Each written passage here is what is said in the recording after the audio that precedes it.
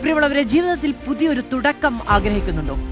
അങ്ങനെയാണെങ്കിൽ നിർബന്ധമായും ഉപേക്ഷിക്കേണ്ട 4 കാര്യങ്ങൾ ഞാൻ നിങ്ങളോട് പറയാം.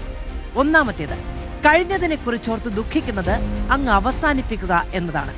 ചെയ്തത് ചെയ്തു, സംഭവിച്ചത് സംഭവിച്ചു. ഇനി അത് മാറ്റാൻ ഈ പ്രപഞ്ചത്തിൽ ആർക്കും കഴിയില്ല. നിങ്ങൾക്കും കഴിയില്ല, എനിക്കും കഴിയില്ല. ആകെ ചെയ്യാനാകുന്നത് അതിൽ നിന്ന് പാഠം ഉൾക്കൊണ്ട് മുന്നോട്ട് പോവുക എന്നത് മാത്രമാണ്. ഓരോ വീഴ്ചയും ഓരോ ബോധ്യങ്ങളാണ്, പുതിയ പാഠമാണ്, പുതിയ കരുത്താണ്. ഇനി രണ്ടാമത്തെ കാര്യം, രണ്ടാമത്തേത് ഭാവിയെക്കുറിച്ച് ആകുലപ്പെടുന്ന പരിപാടി അങ്ങ് നിർത്തുക എന്നതാണ്. നാളെ എന്ത് സംഭവിക്കുമെന്നോർത്ത് ആശങ്കപ്പെട്ടിട്ട് വല്ല കാര്യവുമുണ്ടോ? എന്തെന്നാർക്കും അറിയാത്ത ഭാവിയെക്കുറിച്ചുള്ള വേവലാതികൾ നമ്മുടെയൊക്കെ ഊർജ്ജം അങ്ങ് ചോർത്തിക്കളയും, സ്വപ്നങ്ങളെ വിഴുങ്ങിക്കളയും. പകരം ഈ നിമിഷത്തെ മുറുകെ പിടിക്കുക. മുന്നിൽ വരുന്നത് എന്തും നേരിടാൻ തീർച്ചയായും നിങ്ങൾക്കാകുമെന്നേ.